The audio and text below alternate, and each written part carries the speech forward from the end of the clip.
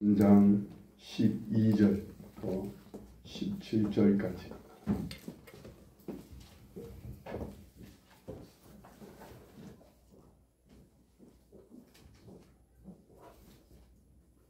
(3장 12절부터 17절까지) 한 절씩 교독하겠습니다.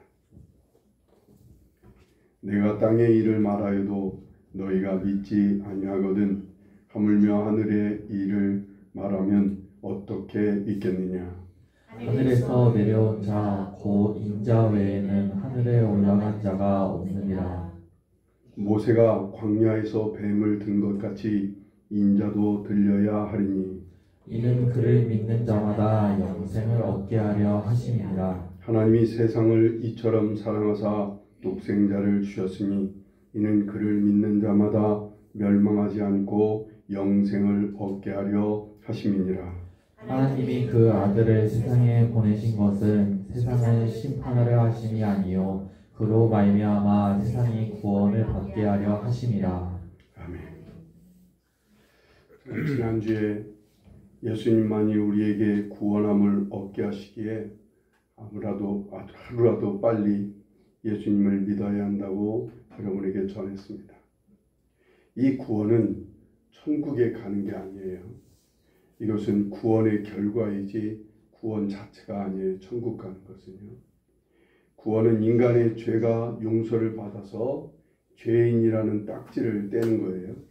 그래서 하나님과 끊어진 사망에서 하나님과 연결이 되어 하나님과 교제하며 지내는 생명을 얻는 것이기도 하고, 그래서 소망을 갖게 되는 것이라 그게 구원이라 했습니다.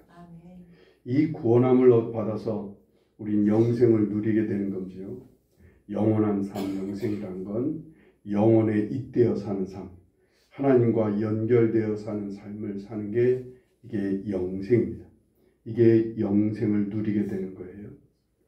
오늘 주님께서는 이것을 말씀하고 계셔요. 주님은 우리에게 하늘의 일을 가르쳐 주시고 하나님의 속마음을 보여주시는 말씀으로 오신 분이 예수님이셔요.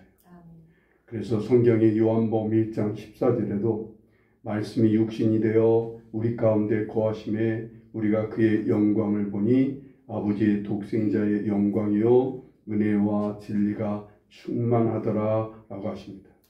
말씀이 육신이 되셨는데 하나님의 영광을 우리에게 보여주시더라는 거예요. 그래서 오늘 12절에 보면요, 주님은 하늘 일을 말하신다고 하셔요. 하늘의 일이라는 게 뭐예요? 하나님에 대한 일이에요.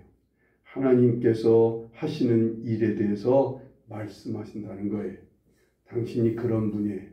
하나님의 일을 말씀하시는 말씀으로 오신 분이라는 거죠. 하나님께서 하시는 일을 말씀해 주시기 위해서 이 땅에 오신 분이 당신인 거죠.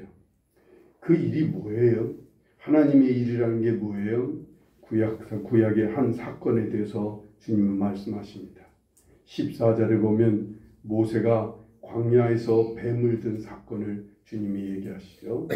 이스라엘 백성들이 길이 험하다고 불평불만을 하니까 하나님께서 불뱀을 보내셨어요. 그래서 이스라엘 사람들이 불뱀에 물려갖고 열이 펄펄 나면서 막 죽어가고 있습니다. 그래서 그제서야 하나님께 부르짖어요. 우리 좀 살려달라고. 그랬더니 하나님께서 놋으로 뱀을 만들으라는 거예요. 그리고 장대 높은 곳에 놋뱀을 올려놓고 이스라엘 사람들 누구든 다 이 놋뱀을 쳐다보는 자는 살리라 라고 하나님께서 말씀합니다. 그래서 그날에 모든 불뱀에 물린 이스라엘 사람들이 그 장대 끝에 있는 놋뱀을 쳐다보고 살았다라고 말씀하고 계세요. 쳐다보지 않은 사람들은 죽었을 거예요. 무슨 이런 상황에 아파 죽겠는데 무슨 놋뱀을 쳐다보겠어? 하고 의심하고 쳐다보지 않은 사람들은 그날에 다 죽었는데 그 놋뱀을 쳐다본 사람들은 다 살아났다는 거예요.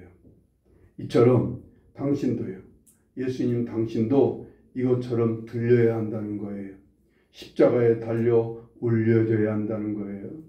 15절에 보면 하나님께서는 사람들을 살게 하시려고 예수님을 십자가에 달려 죽게 하셔서요.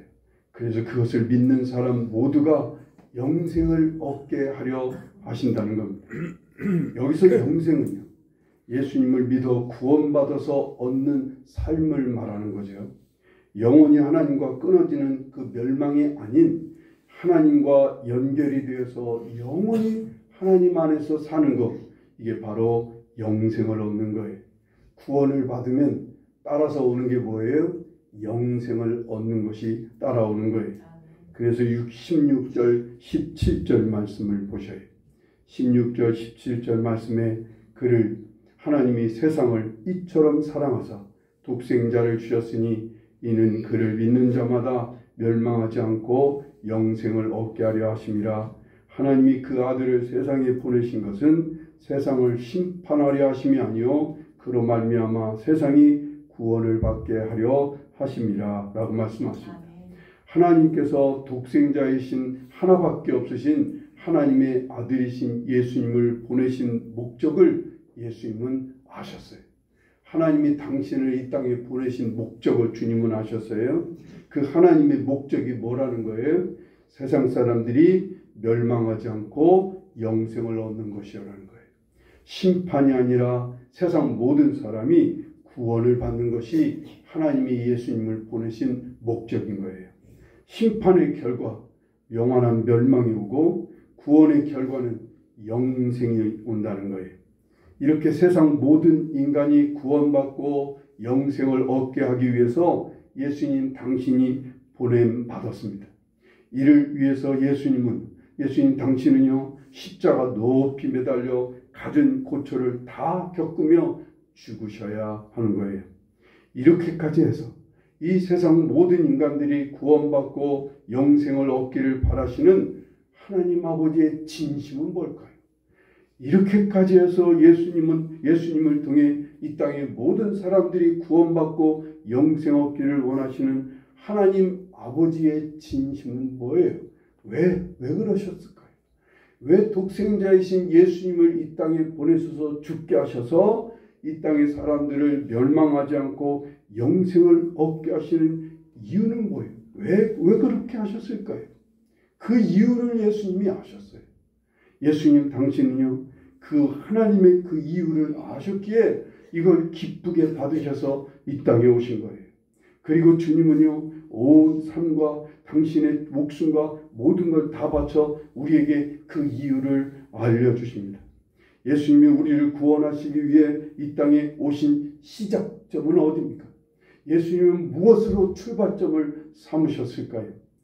무엇 때문에 기쁘게 오시고 당연히 그것을 받아들이고 하나님의 아버지의 그 하나님의 십자가를 기쁘게 받아들이신 그 하나님 아버지의 진심은 무엇일까요? 예수님이 깨닫고 아시고 동의하신 그 하나님 아버지의 진심은 무엇일까요? 하나님이 세상을 사랑하셔서라고 말씀하고 계세요. 어떤 사랑이라고 하시는 거예요? 세상을 이처럼 사랑하셨다는 게 주님이 우리에게 가르쳐 주시는 하나님 아버지의 진심인 거예요. 16절에 보면요. 독생자이신 예수님을 주시기까지 하셔서 그를 믿는 자는 누구든지 영생을 얻게 하기까지 사랑하신다는 겁니다. 독생자이신 예수님을 주시기까지 하시는 하나님의 사랑에는 크게 세 가지가 담겨 있습니다. 첫째는요. 조건 없는 사랑이에요. 우리가 잘나서도 우리가 착해서도 우리가 많은 걸 가지고 있어서도 아닙니다. 하나님은 우리가 죄인인데도 심지어 원수같이 되었음에도 불구하고 하나님께서는 우리를 사랑하십니다. 로마서 5장 8절에 우리가 아직 죄인 되었을 때 그리스도께서 우리를 위하여 죽으심으로 하나님께서 우리에게 대한 자기의 사랑을 확증하셨느니라 라고 말씀하셔요. 누가복음 15장에 보면 탕자의 비유가 나오죠. 아버지 재산을 다 가지고 집을 나간 아들임에도 불구하고 늘 이 아들을 기다리는 그 아버지가 하나님이심을 예수님은 우리에게 가르쳐주고 계세요. 하나님은 그런 아들 같은 이 땅의 모든 사람들을 조건 없이 사랑하고 계신다는 거예요. 이것이 그래서 예수님이 우리에게 전해주신 복음의 첫 번째입니다. 이 땅 모든 사람이 죄책감 속에서 아직도 조건을 가지고 그리고 서로 자로재며 사랑을 저울질하며 하나님을 향해서도 그렇게 그러고 있는데, 우리에게 주님은요, 하나님께서는 아무 조건 없이 너무나 너희들을 사랑하셔서 기다리시고 아들까지 보내셔서 누구든지 그냥 믿기만 하면 죄사함 받고 하나님 품에 들어오게 하시는 겁니다. 이것이 이 땅 모든 사람에게 주신 기쁜 소식입니다. 조건과 외모를 따지며 사람을 용납하고 사람을 사랑하는 이런 세상에서 하나님께서는요, 이렇게 사랑하신다는 거예요. 아무 조건 없이 무조건적으로 사람들을 사랑하신다는 이 믿을 수 없을 만큼 기쁜 소식이 바로 이 소식인 거예요. 더군다나 이렇게 사랑하고 계심을 몸으로 보여주시고 그리고 죽기까지 하셔서 우리의 죄값을 치러 주셨다는 말씀은 너무나 믿을 수 없을 만큼 기쁜 소식이고 복음인 거예요. 그런데 이건 사실이에요. 진짜 이 귀한 사실이 이 하나님의 사랑이신 거예요. 성령께서 이 하나님의 사랑을 믿고 받아들이게 하시면 누구나 감격하고 기뻐서 어찌할 바를 모르게 됩니다. 예를 들어서 누가 나에게요, 어느 날 요즘 그렇게 비싸다는 금을 덩어리째 주는 거예요. 여러분, 뜬금없이 어떤 사람이 나한테 금덩어리 하나를 줘보세요. 금덩어리 하나가 요즘은 1억도 넘을 거 아니에요. 그런 금덩어리 하나를 나한테 주면 우린 당연히 뭐라고 물어봐요. 이거 왜 주시는 거예요? 라고 물어요. 그리고는 어떻게 하겠습니까? 우리 그 금덩이를 그냥 당신이 좋아서 당신을 사랑해서 주는 거예요 하고 그러면 우린 그걸 받아요. 그러면 그 다음에 우리는 어떻게 할까요? 뭐 하겠어요? 얼른 그 금덩이가 진짜인지 가짜인지 확인하러 가야 되지 않겠어요? 이게 진짜 금을 나한테 준 거야? 하고 가서 확인해 봤더니 진짜 그 금덩어리가 진짜인 것을 감정을 받아본 거예요. 그러면 더 놀라는 거예요. 아니, 그 사람을 다시 찾아가는 거예요. 그래서요. 아니, 내가 정말 이런 금덩어리를 나를 사랑해서 주신 겁니까? 하고 다시 가서 물어. 그렇다고. 그래서 한번 보고 또 보고 이제는 같이 시간을 가져보는 거예요. 그러면서 그 사람이 진짜 나를 사랑하고 있는 사실을 알게 되면 그것을 느끼게 돼요.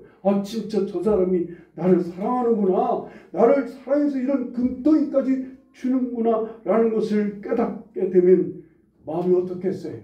아마 이 세상을 다 가진 것 같은 그런 기쁨과 그런 마음일 거예요. 그런데도 그 사람에게는 그 금덩이 하나는 아무것도 아니에요. 더 많은 금덩이가 있어요. 더 많은 재산들이 있는데 그 재산을 다 나한테 물려주겠다는 거예요. 이건 기절할 정도 기쁜 소식 아니에요. 아무 조건 없이 그냥 내가 좋아서 나를 사랑해서 그 모든 걸 주겠다는 거예요. 성도가 받는 가장 큰 은혜가 바로 이런 거예요.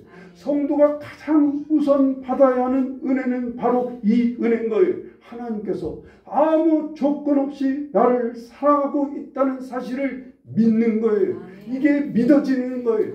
이 은혜를 누구나 다 가장 먼저 받아야 됩니다.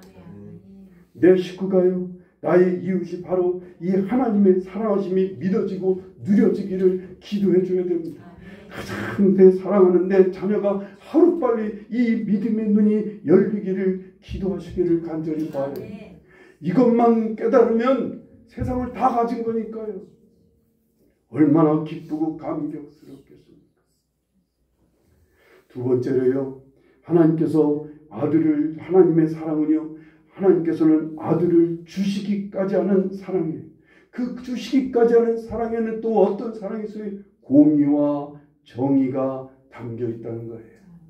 한마디로 말하면 하나님의 사랑은 의로우신 사랑이십니다. 사랑은 한쪽으로 치우치면 다른 쪽에 있는 사람이 상처와 손해를 보게 돼요. 사랑이 거짓되거나 불의하고 악하게 행사되면 다른 사람의 손가락질을 받아요. 다른 사람에게 심각한 해를 입히게 되는 거예요. 지금 우리나라가 지금 그래요. 지독하게 한쪽으로 치우친 사랑을 하는 한 대통령을 보는 문제로 인해 온 백성들이, 국민들 대다수가 상처를 받았어요. 대다수의 사람들이 불의하고 거짓되게 말로만 하는 사랑을 하는 그 사람으로 인해서요, 심각한 피해와 아픔을 겪은 국민들이 많아요. 그래서 아우성치고 있어요. 하나님께서는요, 인간들을 조건 없이 사랑하신다고요. 하나님을 떠나 마음대로 살며 죄악 속에 사는 인간들을 그냥 받아주시면요, 하나님은 공의롭지 못하는 거예요. 그래서 사탄들이 막 들고 일어나 삿대질할 수밖에 없는 거예요. 아니, 당신 그럴 수 있습니까? 아니, 저렇게 죄 많은 인간들을 당신이 그냥 사랑한다고 그냥 받아주시면 하나님 의로우시지 않아요? 하고 사람들이 사단 마귀들을 막 삿대질하며 아우성칠 거예요. 그렇다고 날 때부터 착하거나 독한 마음으로 착하고 의롭게 산 사람들은요, 그런 사람들은 잘 받아주셔서 천국 가게 하고, 안 좋은 환경에서 자라거나 안 좋은 성격을 가지고 태어나 악하거나 불의하게 사는 사람들을 하나님이 거절하시고 안 받아주시면 이것 또한 불공평한 거 아니에요? 이것 또한 불공평하다고 하나님을 향해 막 지옥에 떨어진 인간들이 얼마나 아우성치겠어요. 아니, 하나님은 어떻게 그런 사람만을 착하다고 받아주십니까? 하나님께서는 이 모두의 대성에게 공의롭고 정의롭게 당신의 사랑을 나타내셨어요. 그것은요, 당신의 독생자 아들이요, 아무 죄 없고 의로우신 하나님인 그 예수님을 사단 마귀에게 내어주시고 이 세상에 보내셔서 인간들의 죄값을 치르게 하신 겁니다. 그것도 매우 험하고 고통스러운 형벌을 받게 하셨습니다. 심지어는 죽음까지, 하나님과 끊어지는 사망도 겪게 하셨습니다. 이에 아예 제물이 되게 하셨어요.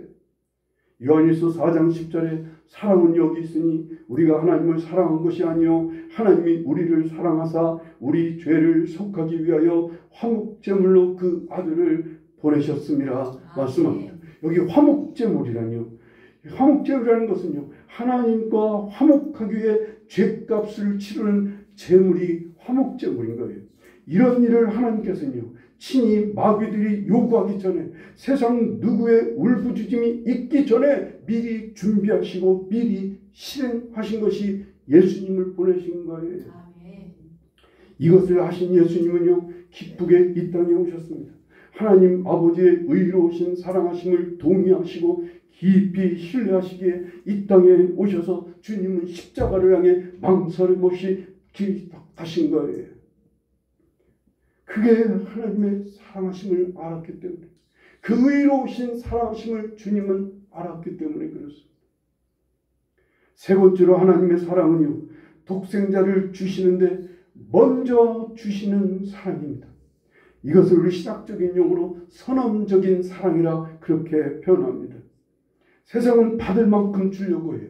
세상은 사랑도 받은 만큼 하고 대접도 받은 대로 대접하려고 합니다. 무언가 먼저 주기보다는 우선 상대방이 나에게 하는 대로 주려고 합니다. 먼저 주는 사람이 있어요. 먼저 주는 사람들은 대부분 어떤 사람이에요? 뭔가 마음에 목적이 담겨 있어서 그렇습니다. 뭔가 나에게 원하는 것이 있어서 먼저 주는 사람이지 그냥 마주 주는 거 아니에요.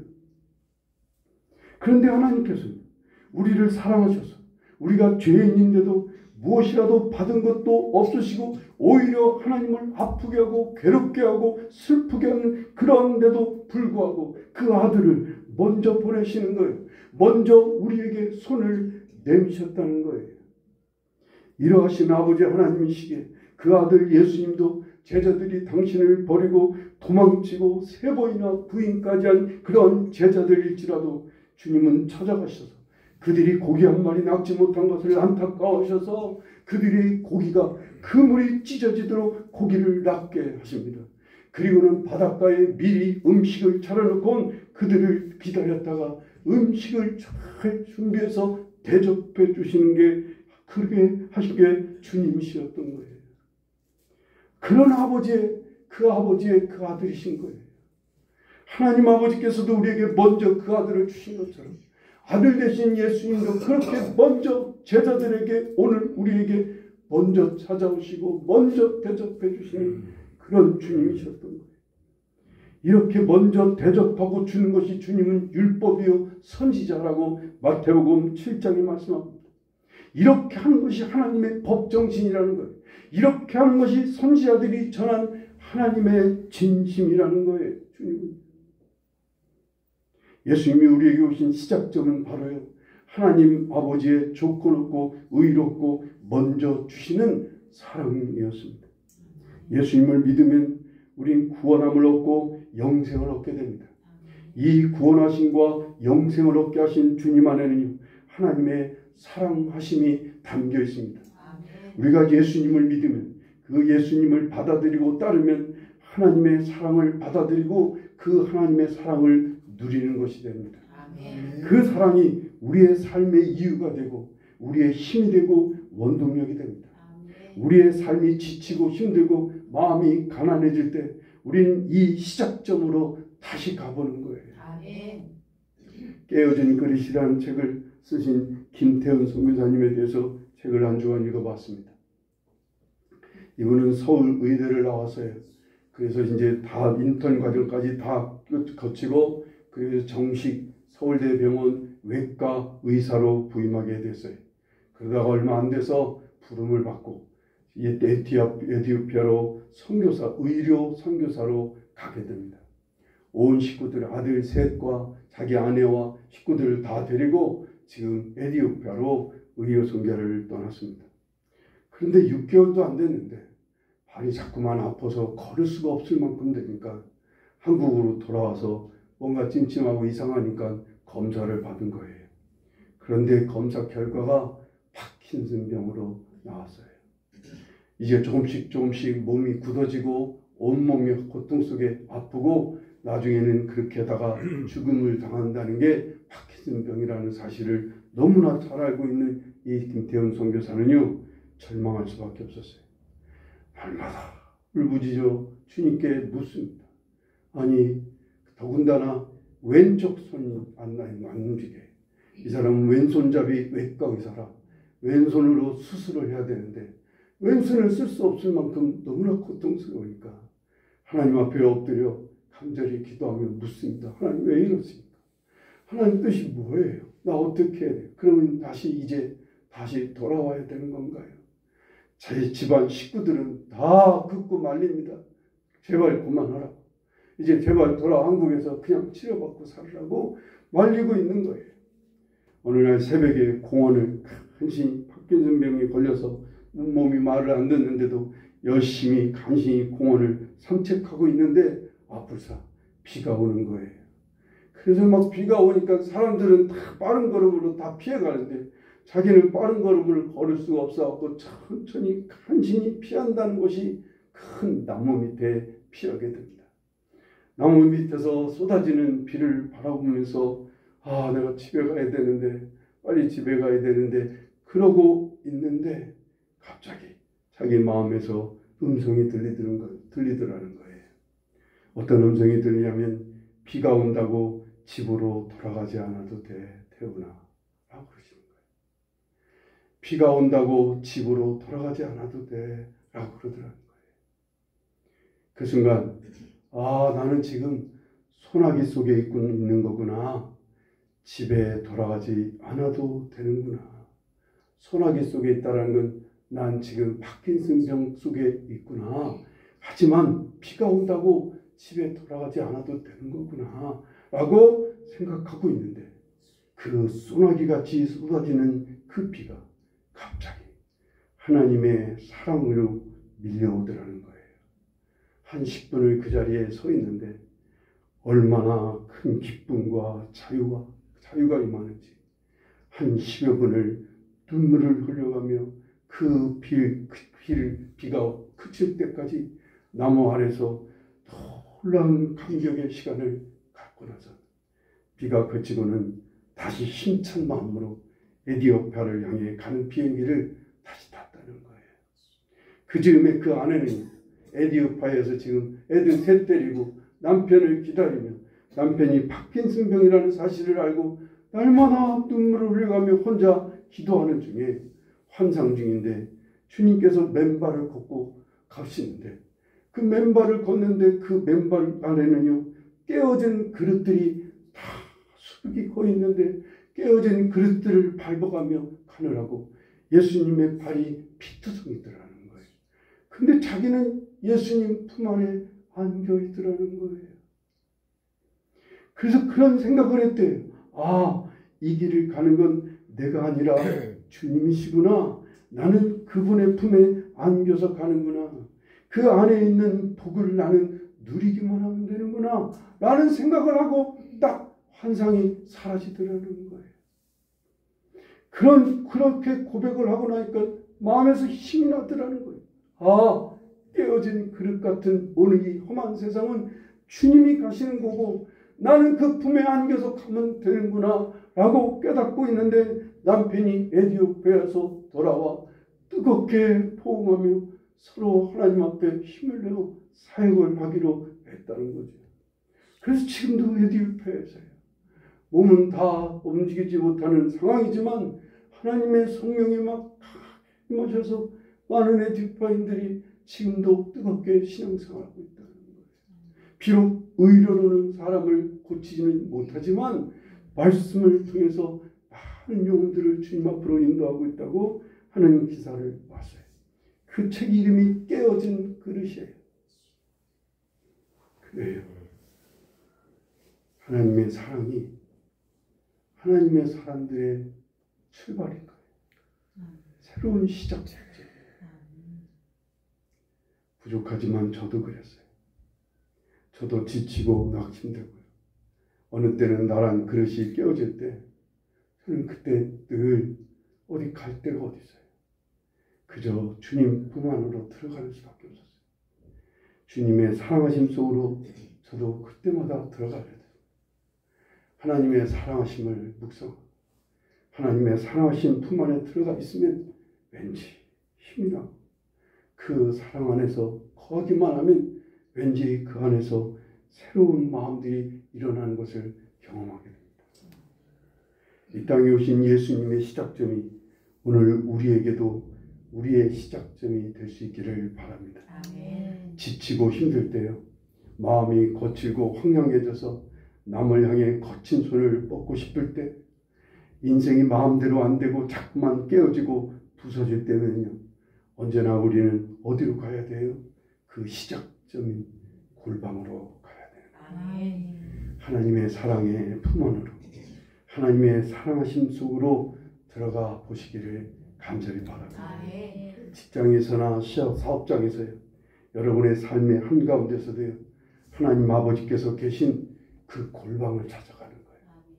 삶이 답답하고 힘들 때마다 마음대로 되지 않아서 자꾸만 내가 원하는 그릇들은 깨어져 갈 때마다 힘써 그 골방을 찾아 하나님의 사랑의 품 안에 안겨 보실 수 있기를 간절히 바랍니다. 아멘. 지금 소나기가 오거든요. 잠깐 소나기를 피해 골방에 들어가 비가 그칠 때까지 머물러 있어 보는 거예요.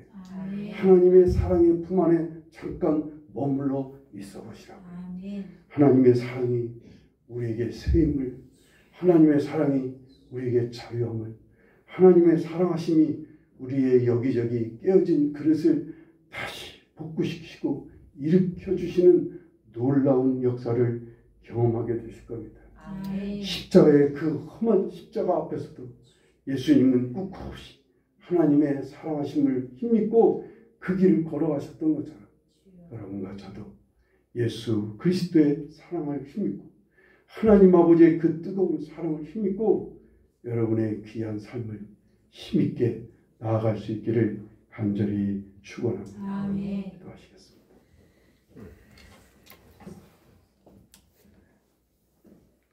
우리 함께 기도하실 때 하나님 여기저기 깨어져서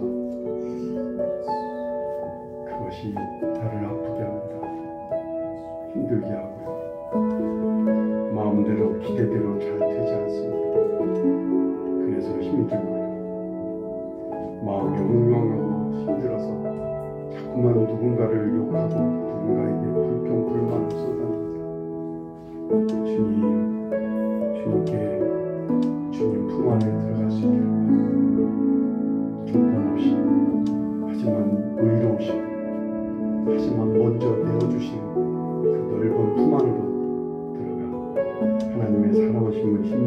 간절히 바랍니다. 기도하시겠습니다.